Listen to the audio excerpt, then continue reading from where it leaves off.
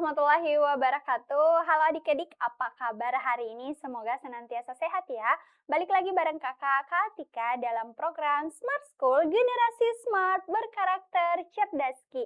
Nah, hari ini kita akan belajar mata pelajaran fisika, salah satu mata pelajaran peminatan di TKA. So, enjoy learning with me ya.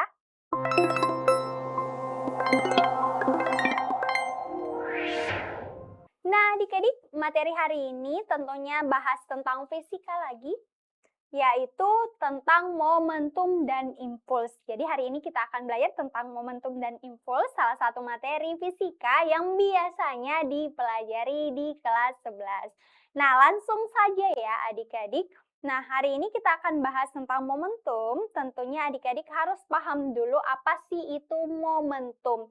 Jadi momentum itu adalah hasil kali massa dan kecepatan suatu benda. Nah, momentum itu biasanya menunjukkan seberapa sulit suatu benda dihentikan saat bergerak.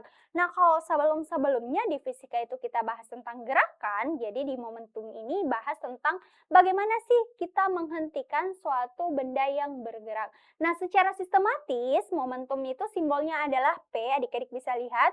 P itu adalah perkalian dari massa dikali dengan kecepatan. Makanya P-nya itu sama dengan M dikali V, di mana P itu adalah momentum, satuannya itu adalah kilogram meter per second. Jadi adik-adik tentunya harus paham dulu dan tahu dulu apa satuan dari momentum. Jadi momentum itu satuannya adalah kilogram meter per second. Kemudian massa itu adalah kilogram dan kecepatan itu adalah meter per second. Jadi ini adalah rumus atau sistematis dari momentum. P sama dengan M dikali V. Selanjutnya kita bahas tentang apa sih besaran dan satuan tadi yang kita bahas. Jadi massa itu adalah simbolnya adalah M dan satuannya adalah kilogram, terus kecepatan V di mana satuannya adalah meter per second dan momentum atau P itu satuannya adalah kilogram meter per second. Nah, jadi momentum ini adalah besaran vektor, berarti dia ada dua keadaannya, ada nilai dan ada arah. Arahnya tentunya berarti sangat berpengaruh untuk mengetahui dia plus atau negatif. Di mana kalau dia plus berarti arahnya ke kanan, kalau misalnya arahnya horizontal, kalau dia negatif berarti arahnya ke kiri.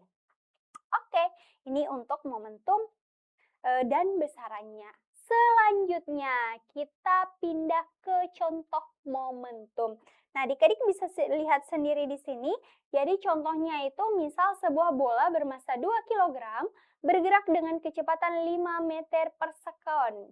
Berarti momentum bolanya adik-adik sisa kali massa dikali dengan kecepatan. Jadi 2 kali 5 itu adalah 10 kg meter per second. Ini adalah nilai dari momentum. Selanjutnya kita pindah ke impuls. Jadi ada dua nih materi yang dibahas hari ini. Yang pertama itu adalah momentum, yang kedua adalah impuls. Oke, jadi impuls itu adalah hasil kali gaya dengan selang waktu gaya yang bekerja. Jadi adik-adik bisa lihat impuls itu yang menyebabkan perubahan momentum. Nah, simbol impuls itu adalah I. I itu adalah F, gaya, satuannya adalah Newton, dan delta T adalah waktu. Berarti kalau kita tulis nih satuan dari masing-masing besaran, I itu adalah Newton second. Jadi ini NS. Kemudian ini adalah Newton dan ini adalah second. Ini untuk impuls. Nah, karena kita bahas momentum dan impuls, berarti pasti ada hubungan dari keduanya. Sekarang mari kita lihat apa sih sebenarnya hubungan momentum dan impuls. Nah, adik-adik bisa lihat impuls itu sama dengan perubahan momentum. Jadi, kalau misalnya momentum itu ada keadaan pertama dan ada keadaan kedua, impuls itu menggabungkan kedua keadaan tersebut. Jadi, I itu sama dengan M dikali V2 dikurang V1. Jadi, kecepatan momentum pertama dikurang dengan kecepatan momentum kedua dikurang dengan kecepatan momentum awal. Nah, modelnya kalau misalnya secara sistematis itu sebenarnya seperti ini ya. I sama dengan delta P, maka I itu kan dia adalah V di F dikali delta T, terus delta P itu adalah M dalam kurung V2 dikurang V1. Nah, modelnya seperti ini. Nah, jadi ada dua keadaan di sini yang bisa kita ketahui. Adik-adik, kalau mengerjakan soal bisa ingat langsung rumus yang ini ya. Jadi yang pertama itu adalah perubahan momentum itu sama dengan impuls, atau impuls itu sama dengan perubahan momentum, di mana impuls itu adalah gaya dikali dengan perubahan waktu, sedangkan momentum itu adalah massa dikali dengan perubahan kecepatan. Nah, ingat kalau ada delta berarti pasti kita cari selisihnya adik-adik. Oke, itu untuk hubungan momentum dan impuls. Nah, sekarang kita mau bahas kalau tadi contoh momentum, kemudian sekarang kita akan bahas untuk contoh impuls. Nah, di sini adik-adik bisa lihat, jadi sebuah bola bermassa 1 kg berubah kecepatan dari 10 meter per second menjadi 2 meter per second dalam waktu 0,4 second. Nah, perubahan momentumnya yang ditanyakan. Sekarang adik-adik bisa langsung, jadi ada dua keadaan ya. Yang pertama tadi kalian bisa pakai rumus yang ini, impuls tadi sama dengan delta P, yang F dikali delta T itu sama dengan M dalam kurung V2 dikurang V1. Tapi adik-adik perhatikan, karena yang ditanyakan hanya momentum, berarti kita hanya fokus ke momentum saja, di mana dia adalah delta P itu sama dengan massa V2 dikurang V1. Nah, ini adalah hasilnya. Massanya itu adalah 1 kg. Jadi V2 dikurang V1 ya adik-adik. Jadi massanya tadi adalah 1 kg, kecepatan awalnya adalah 10, kemudian kecepatan akhirnya adalah 2 meter per second. Nah, di sini ingat adik-adik, jangan pernah balik ya. Jadi jangan dibalik 10 dikurang 2, tapi harus tetap memperhatikan yang mana kecepatan awal dan yang mana kecepatan akhir untuk bagian di sini. Di bagian di sini. Jadi harus tetap memperhatikan yang mana kecepatan awal dan yang mana kecepatan akhir. Nah, jadi nilai impulsnya itu adalah 8 kg meter per second, sedangkan minus itu menandakan arahnya berlawanan. Jadi kalau dia positif, dia arahnya searah, kalau negatif arahnya berlawanan. Oke, selanjutnya kita akan bahas di sini di bagian momentum dan impuls itu kita akan bahas hukum kekekalan momentum. Jadi hukum kekekalan momentum itu sebenarnya dia modelnya adalah momentum awal, perubahan momentum awal itu akan sama dengan perubahan momentum akhir. Jadi dalam sistem tertutup atau tanpa gaya luar, jumlah momentum sebelum peristiwa sama dengan jumlah momentum sesudah peristiwa. Makanya di sini ada P awal dan ada P akhir. Modelnya karena tadi kita bahas untuk sigma P awal, berarti nanti di sini akan ada misalnya satu keadaan ya. Kalau satu keadaan, berarti momentum awalnya itu adalah M dikali dengan V1. Misalnya kita cuma punya satu nih keadaan. Berarti di sini adalah M dikali V. Nanti untuk momentum akhirnya itu adalah M dikali V aksen. Di mana di sini itu untuk V awal itu adalah kecepatan awal. Kemudian di sini itu adalah kecepatan akhirnya ketika sudah terjadi tumbukan. Jadi misalnya kalau seperti ini itu biasanya terdiri dari lebih dari satu benda, maka dia akan menumbuk. Nanti itu kita cari untuk hukum kekekalan momentumnya berapa. Itu ya adik-adik.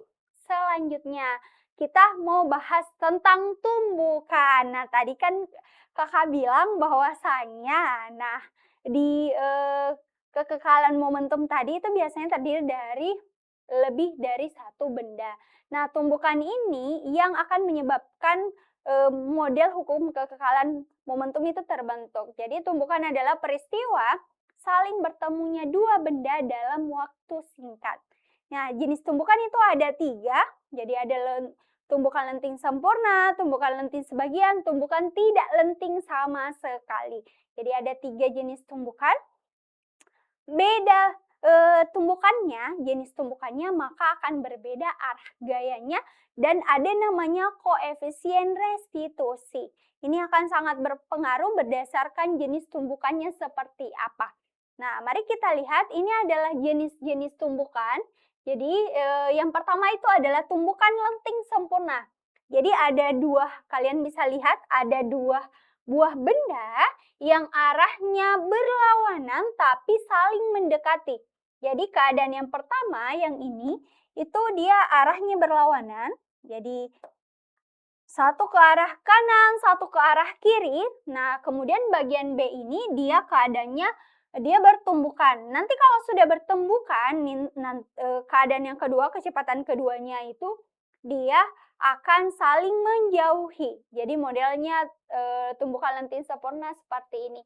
Nah, koefisien restitusi untuk tumbukan lenting sempurna atau E-nya itu adalah 1.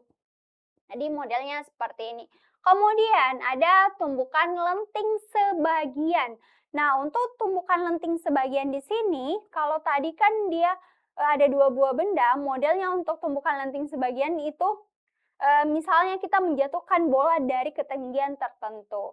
Adik-adik bisa lihat nanti kalau dia memantul, ketinggiannya itu sudah tidak sama lagi dengan ketinggian awalnya.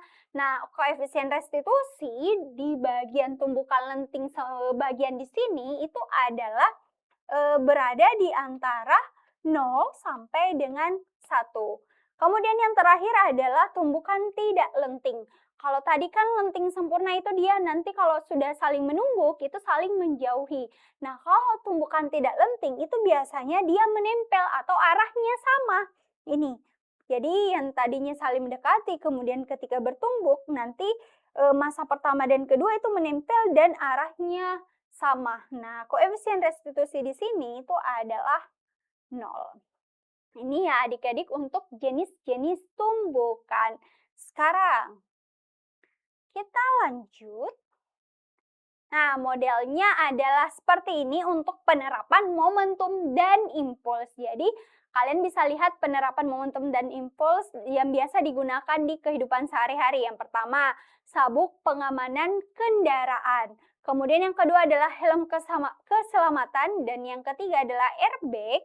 Dan yang terakhir adalah olahraga. Misalnya olahraga sepak bola atau tinju yang berada di sarungnya ya. Kemudian kita lanjut. Nah, ini kita akan bahas tentang soal-soal mengenai momentum dan impuls. Soal pertama, sebuah truk bermassa 2000 kg bergerak dengan kecepatan 10 meter per second. Berapakah momentum truk tersebut? Nah, berarti seperti biasa nih, karena kita bahas tentang fisika, supaya gampang kita pakai rumus yang mana, adik-adik bisa menuliskan diketahui dulu, ditanyakan, dan penyelesaian. Jadi adik-adik silahkan tulis. Untuk diketahuinya adik-adik perhatikan di sini ada massa. Jadi yang diketahui itu adalah massa. Nih ada massa, kemudian ada kecepatan. Nah, berarti modelnya kalau seperti ini diketahui massanya itu adalah 2000 kg. Kemudian kecepatannya itu adalah 10 meter per second. Nah, di sini yang ditanyakan adalah momentum atau P. Jadi P-nya berapa? Nah, langsung saya pakai rumus momentum. Adik-adik bisa langsung itu tanpa menggunakan hubungannya dengan impuls. Berarti momentum itu sama dengan massa dikali dengan kecepatan. Masukkan nilainya karena di sini satuannya sudah menggunakan satuan sistem internasional 1 kilogram 1 meter per second, berarti kita tidak perlu ubah atau konversi satuan lagi. Adik-adik bisa langsung masukkan nilainya. Berarti di sini 2000 dikali 10, berarti hasilnya adalah 20.000. Berarti di sini 20.000 kilogram meter per second. Nah, ini adalah satuan atau banyaknya momentum yang kita peroleh dari soal nomor 1. Jadi, tentunya kalau misalnya momentum, adik-adik harus tahu dulu apa yang diketahui untuk tahu rumus yang mana yang digunakan. Kemudian nanti perhatikan satuannya apa. Kalau misalnya sudah sama semua satuannya, jadi satuan itu kan ada 2 ya, MKS dan CGS. Kalau misalnya dia sudah sama satuannya semuanya, misalnya semuanya MKS, berarti adik-adik tidak perlu konversi. Tapi kalau misalnya ada yang berbeda, berarti itu harus dikonversi lagi. Oke, ini untuk soal nomor 1. Sekarang kita pindah ke soal nomor 2. Nah, ini soalnya sebuah gaya sebesar 50 Newton bekerja pada bola kasti selama 0,1 detik. Berapakah impuls yang diberikan? Nah, sama seperti soal sebelumnya, berarti untuk memudahkan kita tulis dulu yang diketahui berapa atau apa saja yang diketahui. Yang diketahui itu kita tahu ada ini 50 Newton. Adik-adik, terkadang ketika kita mengerjakan soal itu kan kita bingung ya, ini besaran apa? Adik-adik sisa perhatikan satuannya apa. Jadi satuan itu salah satu identitas dari besaran. Kalau satuannya Newton berarti pasti dia adalah gaya. Kalau misal nih di soal tidak disebutkan ini besaran apa. Kebetulan di soal nomor 2 dia disebutkan besarannya. Berarti gaya itu adalah 50 Newton. Kemudian bekerja pada bola kasti selama 0,1 detik.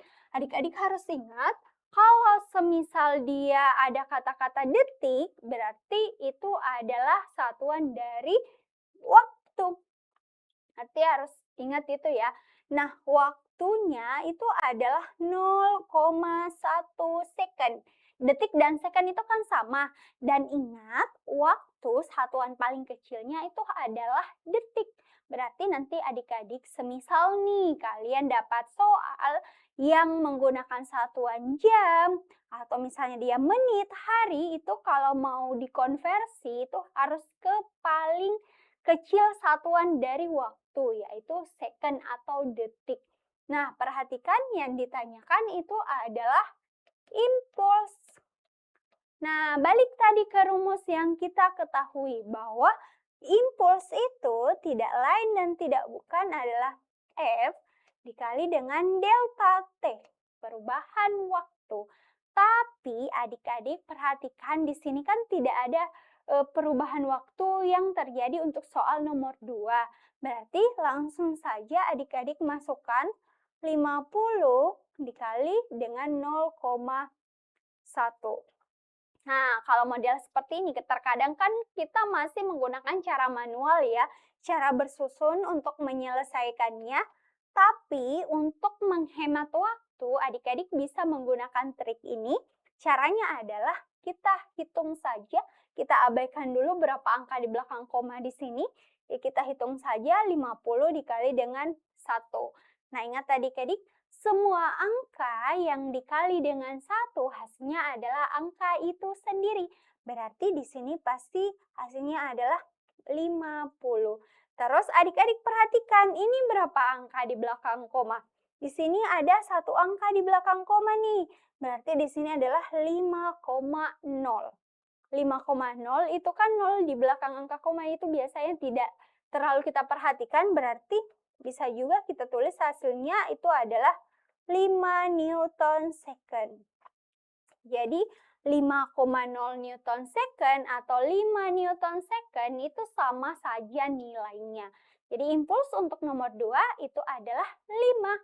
Nih ya, untuk soal nomor 2. Sekarang kita lanjut soal nomor 3.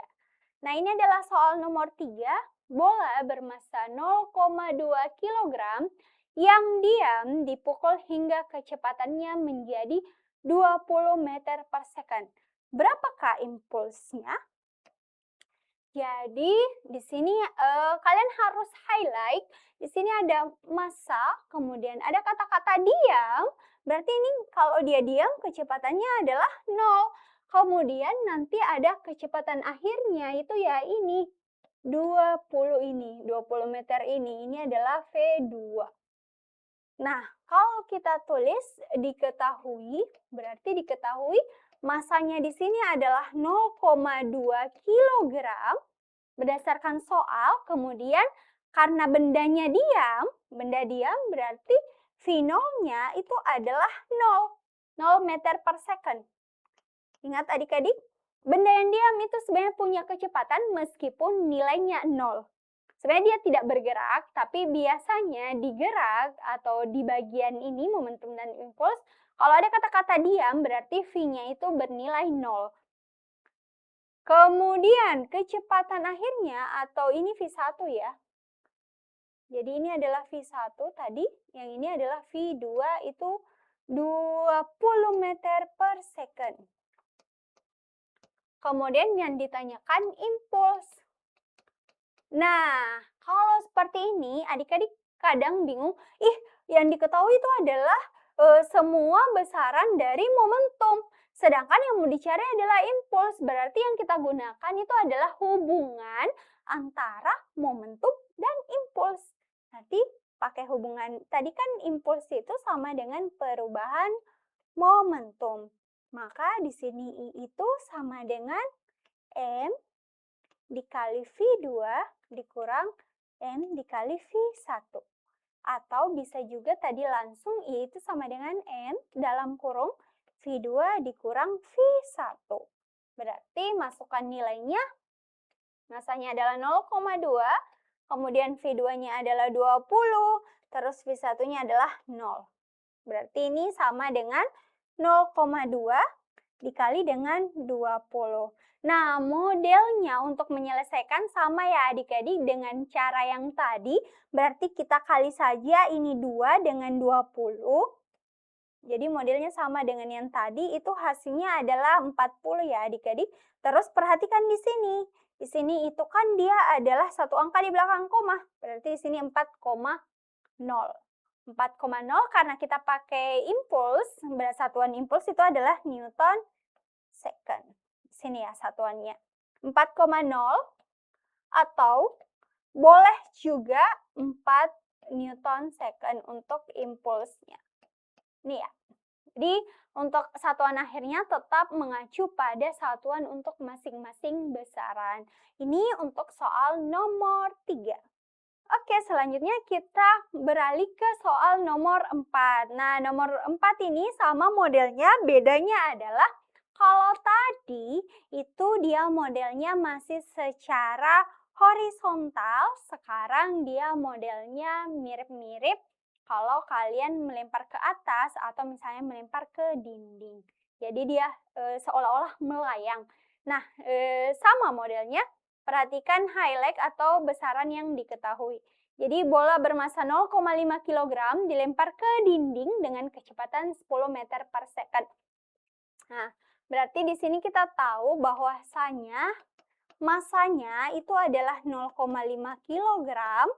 Terus kecepatannya ini adalah kecepatan awal V1 10 meter per second. Nah, perhatikan dia memantul kembali dengan kecepatan yang sama. Jadi kalau misal nih bolanya saya lempar ke arah kanan, ini adalah keadaan V1. Nah, nanti anggaplah ini adalah tembok, nanti dia akan memantul dengan kecepatan V2. Perhatikan arahnya berbeda. Berarti pasti di sini V2 itu akan bernilai negatif. Nilainya sama, berarti di sini meter per second. Yang ditanyakan adalah impuls. Sama modelnya, jadi yang ditanyakan adalah impuls. Jadi kita pakai rumus yang sama dengan sebelumnya. Impuls itu langsung saja ya, massa V2 dikurang V1.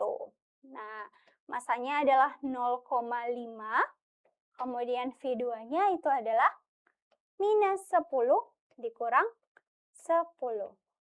Berarti 0,5, ingat adik-adik, minus, berarti hasilnya adalah minus 20. Nah, kadang di sini kita keliru nih untuk menghitung. Jadi adik-adik kalau bingung nih kalau dapat penjumlahan atau pengurangan minus, ingat saja minus itu adalah hutang dan plus itu adalah uang. Nah, berarti sama modelnya dengan yang tadi, kita kali 5 dikali 20 itu adalah 100. Terus perhatikan berapa angka di belakang koma. Ada 1, berarti di sini 1 angka di belakang koma. Maka nilainya itu adalah impulsnya 10 Newton second. Ini adalah hasil untuk impuls di soal nomor 4. Oke, kita lanjut di soal nomor 5. Nah, sebuah bola bermassa 2 kg bergerak dengan kecepatan 10 meter per second menumbuk bola lain bermassa 3 kg yang sedang diam. Setelah tumbukan, kedua bola bergerak bersama-sama. Kecepatan kedua bola setelah tumbukan adalah, nah ini adalah salah satu contoh latihan soal TKA tahun kemarin. Nah, modelnya kalau seperti ini berarti kita menggunakan hukum kekekalan momentum. Yang tadi momentum awal,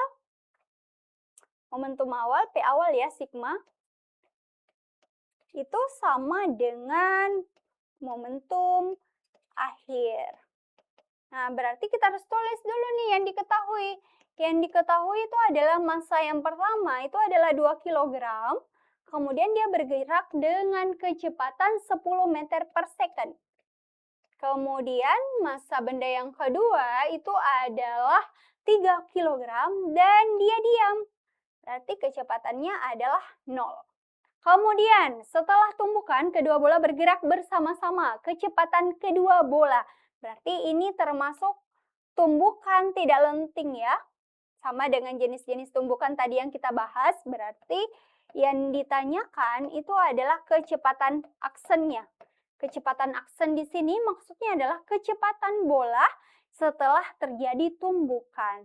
Berarti di sini kita pakai momentum pertama ditambah dengan momentum kedua, kemudian nanti adalah momentum akhir. Maksudnya ini adalah momentum bola pertama, kemudian ditambah dengan momentum bola kedua, kemudian momentum akhir kedua bolanya. Berarti di sini M1 dikali V1, ditambah M2 dikali V2. Kemudian di sini karena pasti dia V-nya sama, dia bergerak bersama-sama, maka boleh ditulis M1 ditambah M2, sini sisa tambah, dikali dengan V aksen. Jadi kita kali V aksen. Nah, adik-adik sisa masukkan nilainya. Jadi M1-nya tadi 2, kemudian ini 10, terus M2-nya 3 dikali dengan 0, kemudian di sini 2 tambah 3 dikali dengan V aksen. Berarti ini 20 ditambah 0 sama dengan 5 V aksen. Jadi ini 20 sama dengan 5 V aksen. Nah, adik-adik kalau masih bingung cara yang seperti ini, kita tukar posisi dulu. Jadi 5 V aksen sama dengan 20. Jadi V aksennya sama dengan 20 per 5 sama dengan 4 meter per second. Jadi sisa bagi, tapi jangan lupa satuan ya. Jadi 4 meter per second. Saya tulis di sini. 4 meter per second. Kita perbaiki dulu tulisan supaya dia muat. 5, 2, 4 meter per second. Ya, jadi modelnya seperti ini kalau adik-adik mau mengerjakan soal hukum kekekalan momentum. Momentum awal ditambah dengan momentum pertama, benda pertama ditambah dengan momentum benda kedua, Kemudian kalau misalnya dia bergerak bersama-sama, berarti nanti masanya itu sisa jumlahkan dan pasti kecepatannya sama. Nah, berbeda kalau dia bergerak secara berlawanan, berarti nanti kecepatannya pasti akan berbeda. Oke adik-adik, ini untuk soal nomor terakhir. Nah, itu tadi materi yang sempat kita bahas hari ini. Nanti semangat untuk belajarnya dan semoga ini sangat bermanfaat untuk kalian. Kurang lebihnya mohon dimaafkan. Sampai ketemu di pertemuan selanjutnya. Assalamualaikum warahmatullahi wabarakatuh. Bye-bye adik-adik.